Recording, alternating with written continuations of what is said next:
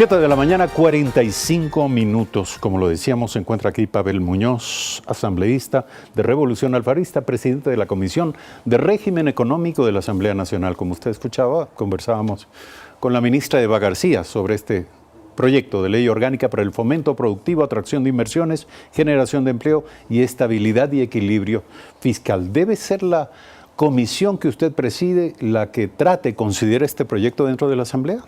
Eduardo, buenos días, sobre todo a la ciudadanía que nos puede ver y escuchar. Sí, porque se tratan temas de materia tributaria. De todas maneras, seguramente en la Asamblea Nacional habrá una reflexión que vaya o por el andarivel político o por el andarivel más técnico. Si vamos por el andarivel político, es posible que lo que quiera buscar el gobierno con su bancada es un tratamiento más diligente, con un debate, digamos, menor sobre la ley, que se apruebe en mayor medida como está presentado el proyecto. Y si vamos a un debate, ¿no es cierto?, que de alguna u otra manera trate de, como decimos comúnmente, cernir la ley, buscar lo que pueda ser positivo y señalar los elementos que vemos no hacen una contribución efectiva al modelo de desarrollo que el país había optado, seguramente, deberán llevar a la Comisión de Régimen Económico. Recordemos, Eduardo, que la Comisión de Régimen Económico es de lo económico y tributario, y al haber materia tributaria, evidentemente lo más sensato sería que vaya a esa comisión. ¿Cuáles son sus primeras prevenciones sobre los contenidos de la ley? Mire, Eduardo, primero decirle a la ciudadanía, nos llegó ayer a las 9 de la mañana, por lo tanto hay que leer bien la ley. Estas leyes, este tipo de leyes tienen dos, en lo formal, digamos, en la forma tienen dos características. Una son los artículos que se explican por sí mismos porque están escritos de tal forma que generan una exención tributaria, que generan un incentivo a un determinado sector productivo, pero la otra es una especie de letra chica que hace modificaciones a cuerpos legales existentes. Y para ver la real dimensión de esas modificaciones a cuerpos legales existentes, hay que hacer un trabajo de mucha mayor decodificación. Hay que ir a ver la ley que se quiere reformar, en qué medida se busca reformar esa ley en su contexto general y saber si es que esa medida es o no es una medida adecuada. Por lo tanto, le diría que hay que leer y releer la ley, ¿no es cierto? Pero generalmente esa labor, esa tarea es eminentemente técnica, quiero decir, la lectura acuciosa de un proyecto de ley y en detalle a saber de qué manera se confronta, se contradice, complementa o no a otros instrumentos legales, se puede hacer desde dos perspectivas, desde la perspectiva de mejorarla y permitir su rápida aplicación, o desde lo contrario, la perspectiva de bajarse la ley y no permitir que ésta entre en vigencia. Yo creo que la mayoría de la mayoría de los asambleístas siempre buscamos que sea la perspectiva de mejorar la ley, porque al final de lo que estamos hablando no es de que tengamos un texto bonito, sino que sea útil para el país. Pero en ese sentido, mis primeras apreciaciones, que me decía hace un momento Eduardo, van sobre al menos tres niveles que me parecen preocupantes. El primero, y me parecen interesantes las preguntas que usted hacía a la ministra García. A mí me parece que uno de los grandes errores del gobierno en este año es no haber logrado posicionar, si es que lo tiene, algunos dirían que tal vez no lo tiene, no lo ha terminado de cocinar, posicionar el sentido estratégico que tiene para el país en los próximos años. Incluso si usted se fija, las últimas encuestas de opinión pública da la sensación que a la ciudadanía, y la ciudadanía contesta sí, en niveles del 70% más, que no está claro el rumbo que el país ha escogido en términos de desarrollo. Si no está claro, a ratos entonces se vuelve difícil juzgar cómo una herramienta me permite llegar a esa meta. Si usted me dice que mañana se va a Ibarra y me dice que va a tomar tal vía, yo digo, sí, te vas a demorar una hora más o una hora menos, pero sé que llegas de Ibarra. Si en este momento no sé hacia dónde quiere ir el país, ¿no es cierto?, y tengo que juzgar esta ley, la juzgo, sobre ese elemento. Primero, no creo que está claro el sentido estratégico de desarrollo que busca el país. Segundo, me parece que hay la adopción de dos concepciones dogmáticas de un modelo distinto al que se venía implementando. El primero es asumir que la disminución de carga tributaria, la disminución de impuestos inmediatamente se ve reflejada en aumento de empleo. Yo quisiera, perdón, sí, antes de pasar al segundo aspecto, analizar lo primero que usted ha dicho, que me parece sustancial. La ley se llama para el fomento productivo, atracción de inversiones, generación de empleo, estabilidad y equilibrio fiscal. Está claro el objetivo. Sí, pero de todas maneras, usted tiene que saber, Eduardo, y la ciudadanía sobre todo, que cuando en la legislación entra una ley, lo fundamental es que trate de tener unidad de materia. Es decir, que se trate solamente una ley. Aquí estamos modificando cerca de 15 leyes. ¿Qué sentido tiene, por ejemplo, que en las exenciones tributarias o en las exenciones de, digamos, obligaciones con el fisco, yo meta las multas de tránsito? ¿Qué sentido tiene?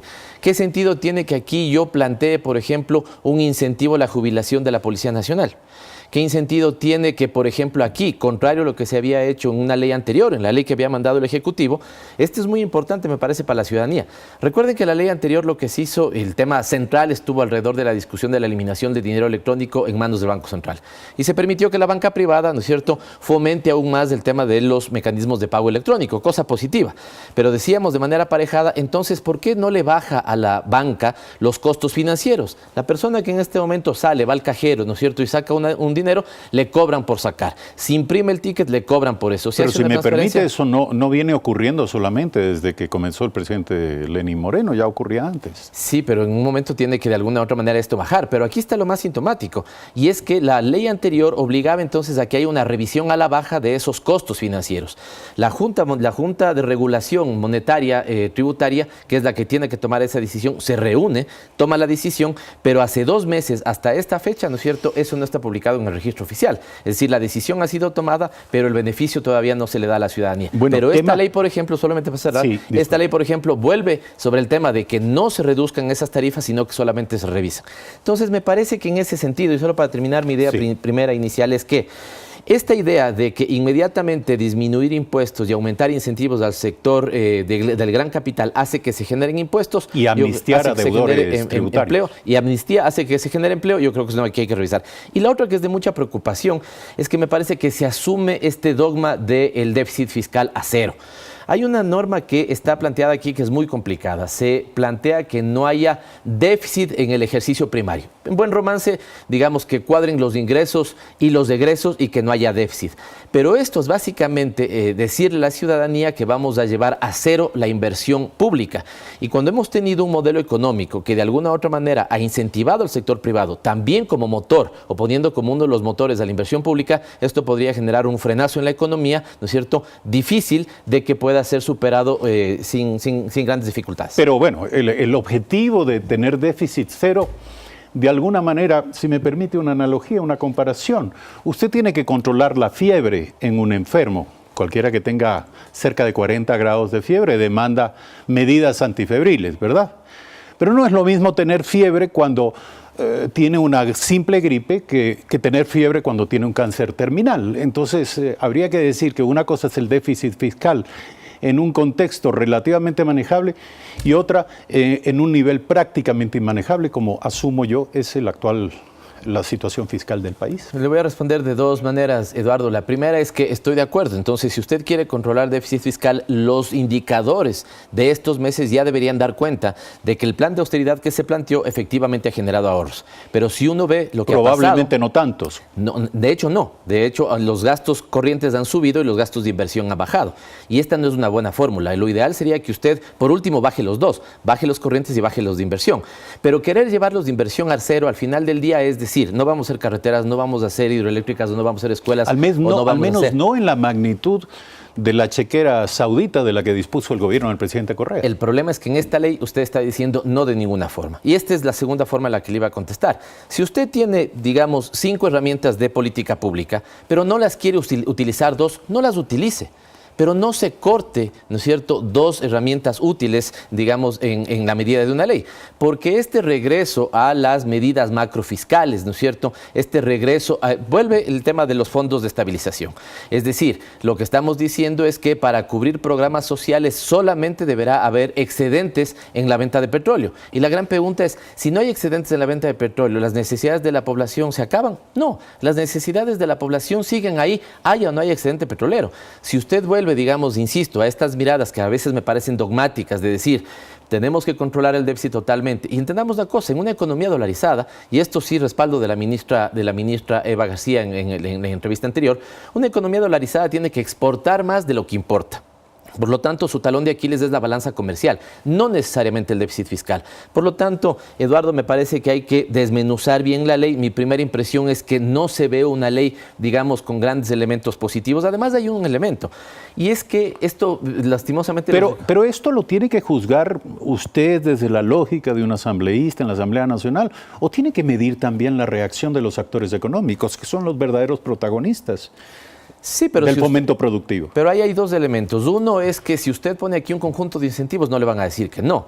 ¿No es cierto? Y los incentivos que usted está cargando al gran capital de esos incentivos.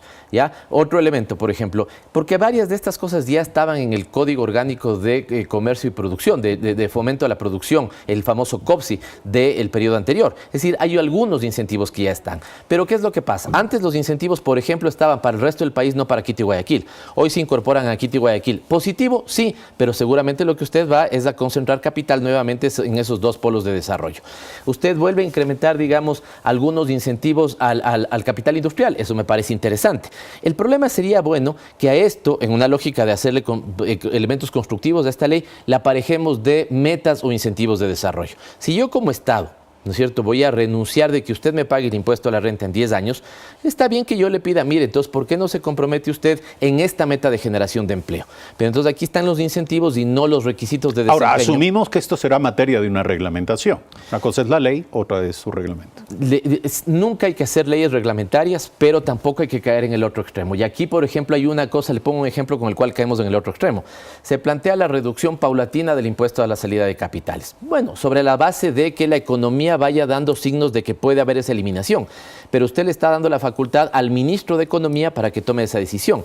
Ahí, por ejemplo, usted debería darle un cuerpo colegiado. Al final va a ser más, digamos, dos cabezas piensan mejor que una, ¿no es cierto?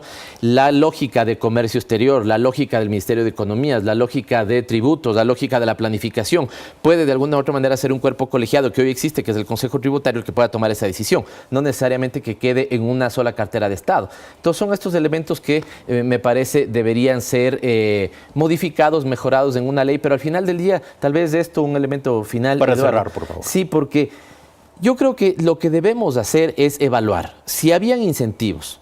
Primera pregunta, ¿se utilizaron en su cabalidad, en su totalidad, sí o no?